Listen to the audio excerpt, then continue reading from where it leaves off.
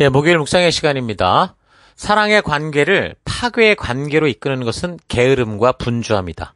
사랑의 관계를 파괴의 관계로 이끄는 것은 게으름과 분주함이다. 자, 이런 제목으로 또 오늘 묵상 함께 나누겠습니다.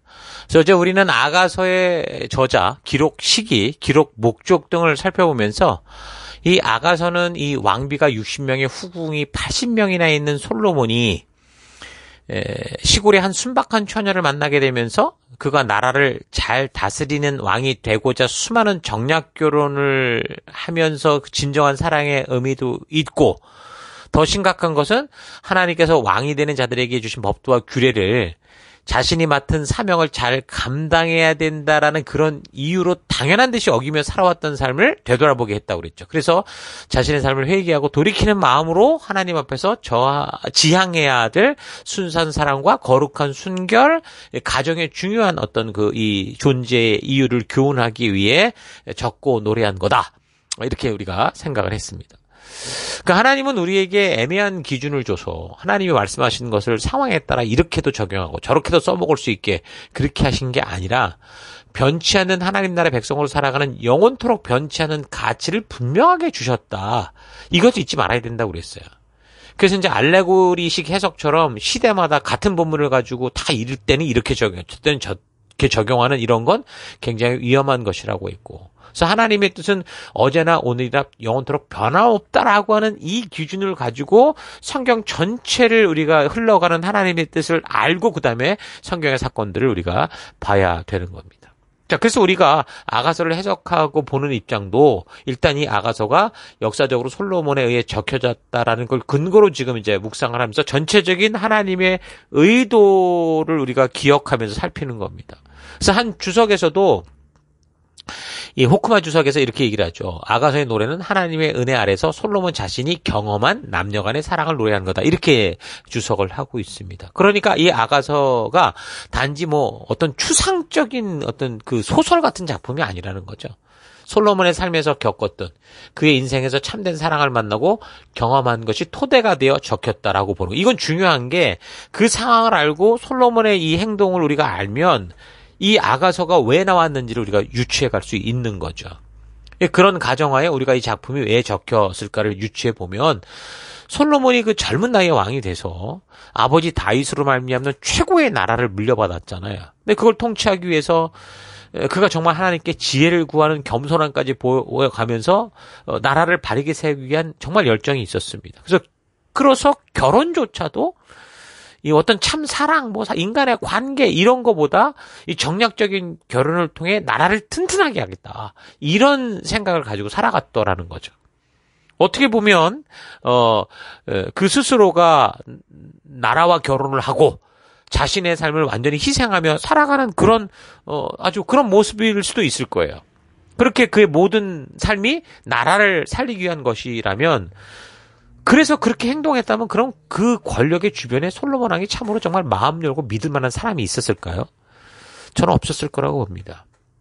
그러니까 남이 있으려고 해도 솔로몬 스스로가 아마 그게 불가능했을 거예요. 형제도 믿지 못해서 다 죽여버리고 하는 게 그 역사를 통해 흔히 보는 왕족들의 삶 아닙니까? 솔로몬도 그랬어요. 아도니아라고 하는 이복 형제가 거의 왕이 될 뻔한 그때 이 나단 선지자와 어머니 이 바세바의 그 모략으로 이제 왕이 될 수 있었는데, 결국 그래서 그는 그 왕이 되고 나서 그렇게 왕자리를 노렸던 아도니아, 물론 그 아도니아가 실수하는 어떤 근거가 돼서 그렇게 했지만 결국 죽이는 일까지 있었습니다. 그러니까 그런 그가 왕이 됐어요. 그러니까 아무도 믿을 수 없는 거죠. 오직 자신만을 추스려야 되는 참 외로운 삶을 살았을 거라고 봅니다. 모든 리더들이 사실 그렇다고 하잖아요. 그러니까 주변에서 충성한다는 신하들도 결국 자신의 이익에 부합될 때는 아양 떨고 간이라도 빼줄 것처럼 그렇게 행동하지만 정작 자신에게 손해가 되고 재산이나 권력이나 목숨을 바쳐야 되는 그런 입장이 되면 어떻게 돼요? 그 누구라도 자신의 이익이 우선순위가 되니까 기꺼이 왕이라도 배신하는 거죠. 심지어 그래서 섬기던 왕도 암살시켜버리는 그런 권력의 투쟁 속에 살아왔던 겁니다. 그러니까 솔로몬이 그렇게 참 이 순수한 사랑을 발견하고 이 아가서를 적을 때 그 분명히 왕비가 60명의 후궁이 80명이었다고 했으니까 아마도 정략 결혼을 비롯한 정치적 의도에서 그가 그랬을 건데, 그러니까 그는 140명의 여자를 만났어도 정말 그 중에 하나 마음 열고 진심을 서로 나누고, 진정한 신뢰를 가지고 믿어주고, 그 어려운 관계 속에서 다시 회복해서 붙잡고 싶은 참된 동반자, 참된 가정. 그 하나님이 만드신 그 가정 속에 참 사랑을 그가 경험하지 못했을 거라는 거죠. 결혼이든 사랑이든 다 목적이 있었기 때문에 다른 꿍꿍이가 있는 그런 만남이었지 뭐 하나 진실일 땐 만남은 아니었다는 거예요. 그런 삶을 살던 어느 날 정치와는 전혀 관련도 없고 왕궁과 관련도 없는 시골에서 포도원을 지키는 검게 그린 여인 이 술람미를 만나게 되면서 결국 아무런 다른 목적에 끼어들지 않은 참된 인간의 관계, 참된 사랑을 알게 된 거죠. 그래서 그 진실한 사랑의 소중함을 경험하게 되고, 그래서 그 관계가 어려움을 만나더라도 잘 극복해 가고 싶은, 그래서 어쩌면 이 세상에서 살아가는 동안 의심 없이 믿고 정말 마지막 사랑이고 싶은 그런 사람을 만나면서 참된 가정, 참 사랑이 무엇인지를 경험하게 된 거죠. 그래서 그 경험을 노래하는 게 이 아가서다라고 볼 수 있다는 겁니다. 그래서 이제 아가서의 전체적인 내용이 그래요. 첫사랑에 대한 발견과 기쁨에 대한 얘기가 1장에서 시작이 돼서 조심스럽게 사랑으로 나아가는 게 그 이제 2장. 그래서 이제 우여곡절을 겪으면서 결국 연합되어 누리는 거룩한 가정으로 하나 되는 기쁨을 노래하는 게 3, 4장. 그 다음에는 의외로 그 연합의 기쁨이 또 사라지더라는 거죠. 그래서 관계에서 갈등을 겪는 게 5장. 그러나 포기하지 않고 다시 바른 관계로 회복하는 게 6장. 그래서 한층 더 성숙한 사랑으로 나아가는 그걸 노래하는 게 이제 7, 8장의 내용입니다. 사실상 이 아가서를 그냥 읽어가면서는 이 본문의 이런 내용의 흐름을 파악하기가 참 쉽지는 않아요. 연애 이야기의 내용이 애매모호하게 섞여 있어서 어떻게 보면 솔로몬과 술람미 여인과의 사랑 같기도 하고 또 어떻게 보면 술람미 여인과 그녀가 사랑하는 사람 사이에 솔로몬이, 그러니까 2인극 또는 3인극처럼 보이기도 한다는 거죠. 그래서 이제 이제 헷갈리니까 사랑의 시들의 모음집이다 이렇게도 본다고 그랬잖아요.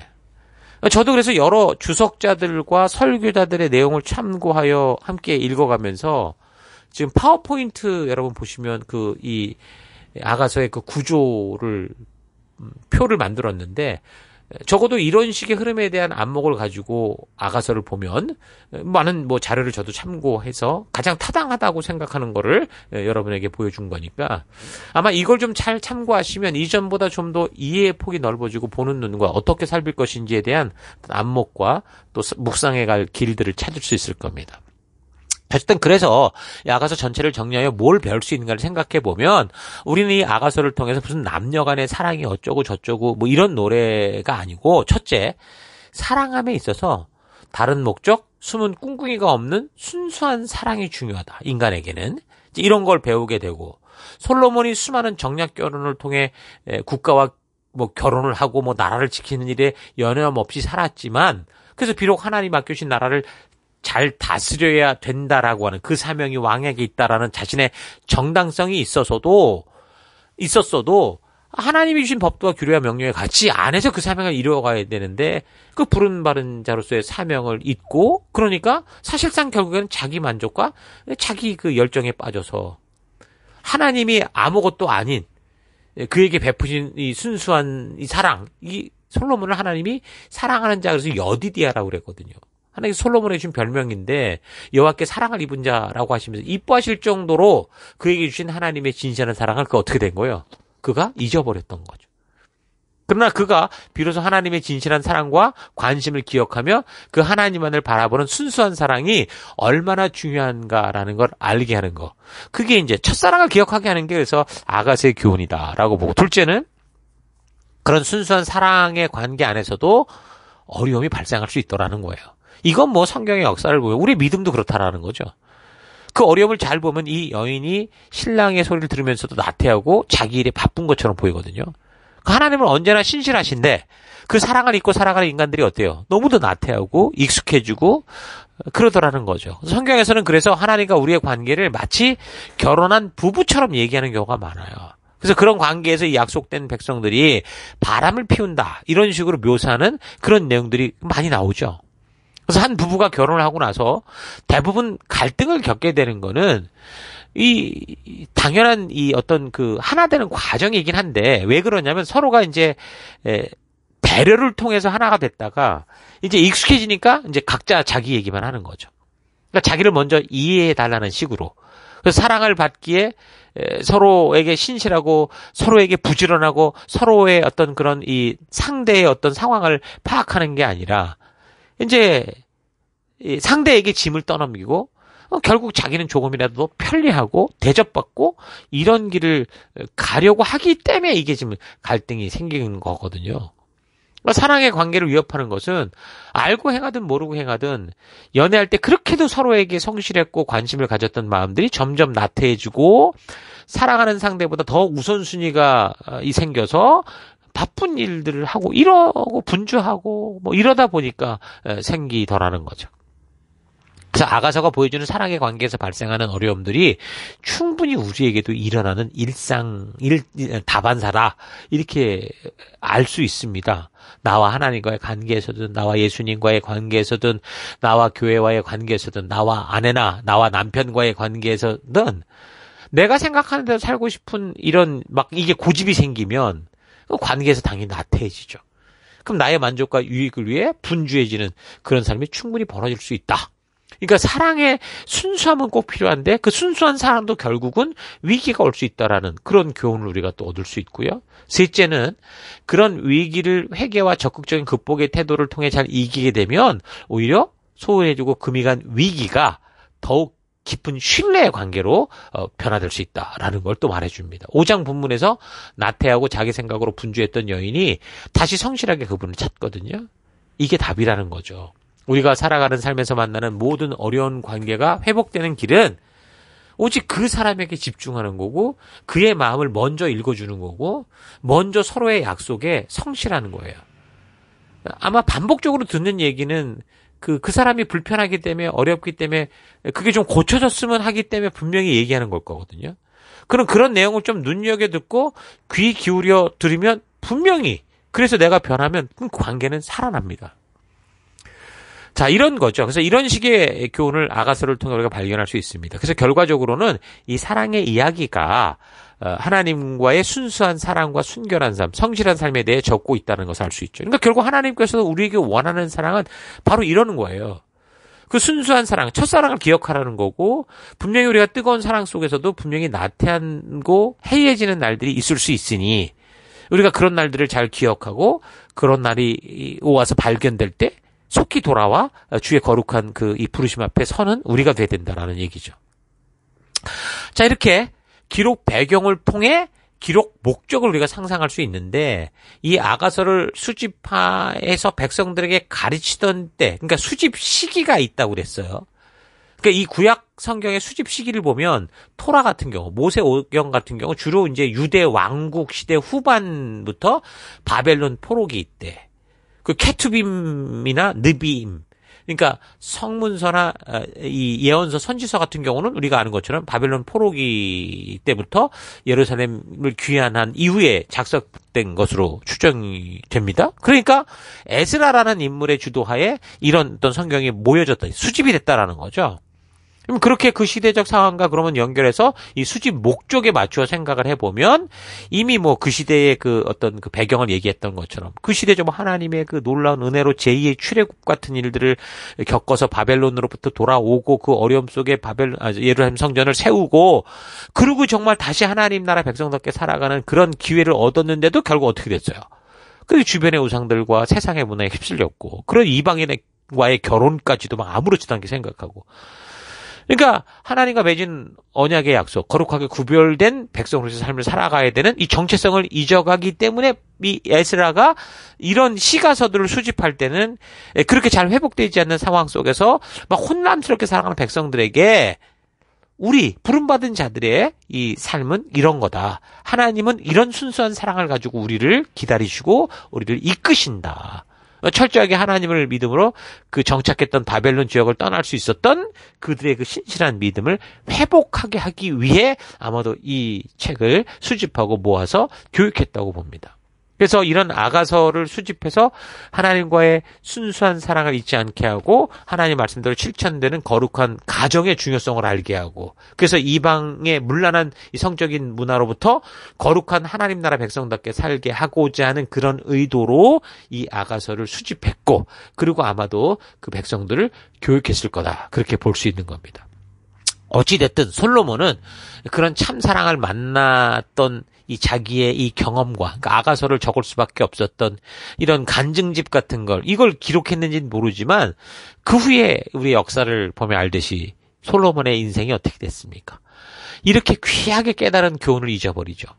그리고 계속해서 했던 짓은 나라를 강력하게 만들겠다, 이런 이 생각에, 이 현실적인 딜레마에 빠져서 또다시 더 많은 이방 나라의 공주들과 정략적인 결혼을 합니다. 그가 계속된 정략적 결혼과 욕정에 휘말려 결국 그의 인생이 이제 1000명의 왕비와 후궁을 만들게 되는데, 그래서 결국 예루살렘을 완전히 만신전으로 만들어버렸죠. 완전히 우상의 어떤 그런 성지로 만들어버리잖아요. 그래서 하나님의 언약을 맡은 나라를 우상나라로 만들어서 결국 어떻게 됩니까? 그래서 이 이스라엘이 남과 북으로 쪼개지고 멸망의 길로 가더라는 거죠. 자, 그런 이 역사를 우리가 아는데, 그렇다면 그 솔로몬이 적은 이 아가서는 그 의미 없는 거냐? 그렇지 않죠. 하나님께서 깨닫게 하심으로 말미암아 그가 진정한 하나님의 뜻을 깨달으며 알게 됐던 그 진리는요, 언제라도 변하지 않아요. 모든 사람들의 마음에 새겨야 되는 정말 하나님이 주신 지혜인 거죠. 그래서 우리가 이 아가서를 우리가 성경으로 읽어갈 때 솔로몬이 처음 그렇게 그 술람 여인을 만나면서 진실한 사랑과 순결한 삶의 소중함, 가정의 어떤 중요한 그 하나님의 마음을 깨닫게 될 때 배웠던 점을 우리가 이제 배워야 되는 거예요.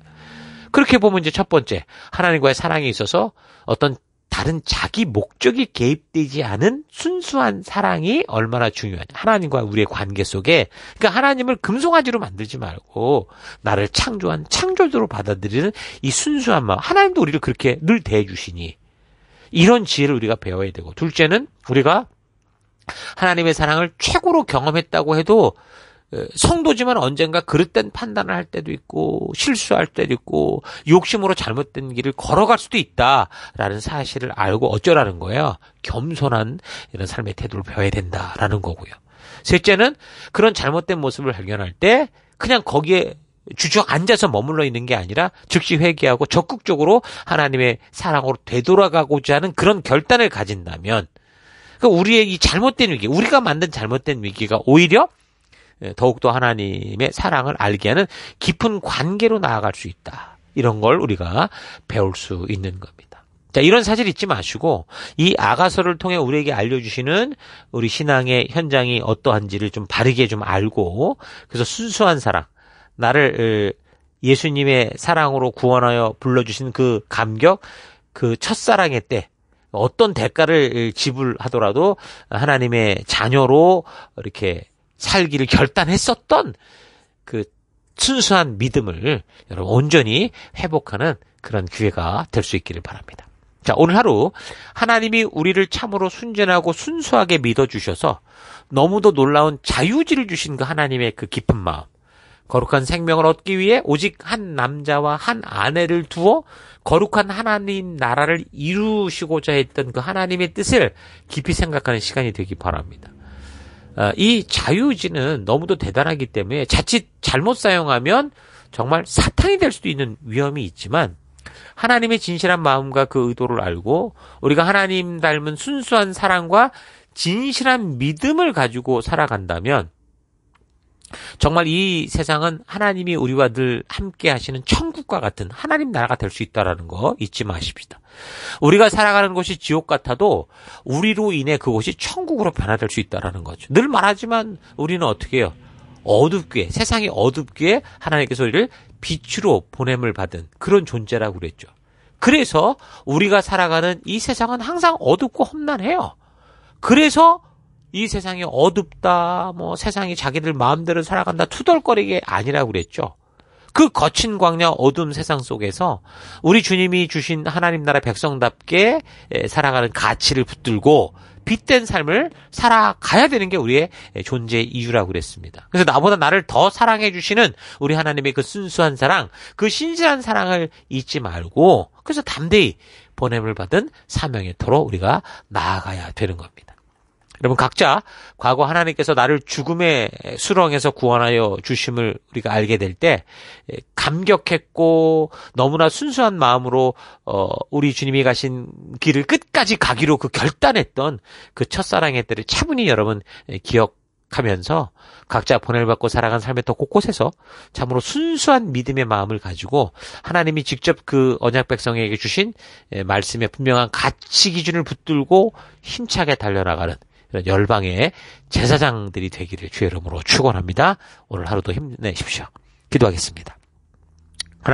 하나님은 정말 우리가 종교의 얽매인 노예로 사는 게 아니라 하나님과 같은 자유주의를 지닌 인격적 존재로 살아가기를 원하셔서 우리에게 참으로 순수한 사랑과 은혜를 베풀어 주셨는데 그런 귀한 사랑의 은혜를 입어 구원 백성이 된 후 내 삶에서 하나님의 부르심에는 늘 게으르고 내가 원하고 바라는 일을 하는 일에 있어서는 늘 분주하게 살아왔다는 것 회개합니다. 하나님이 주신 그 순수한 사랑을 믿음으로 받아들일 때 우리가 살아가는 삶의 터가 어느 곳이든 그곳에서 참된 믿음의 빛을 들고 거룩하게 구별된 하나님 나라의 백성다운 삶을 살 수 있다라는 거 잊지 않고 하나님이 나를 만나 주실 때 분명하게 경험했던 그 순수한 사랑과 믿음을 온전히 회복하며 살아가는 내가 되기 원합니다. 주님의 부르심 앞에 게으르지 않고 내가 원하고 바라는 일로 늘 분주하여 하나님이 오라 하시는 곳으로 가지 않는 삶이 아니라 나를 부르시고 이끄시는 대로 나아가는 내가 되기 원합니다. 사랑의 관계를 파괴의 관계로 이끄는 그런 게으른 삶, 이런 분주한 것들 내려놓고 늘 주님의 부르심 앞에 부지런히 서고 성실히 서고 온전히 서서 그 말씀이 인도하고 주도하는 이 거룩한 길로 나아가는 우리가 되길 원하고 또 그런 하루 되길 원합니다. 그런 길로 이끄시고 앞서가신 하나님 감사드리고 예수님 이름으로 기도했습니다. 아멘.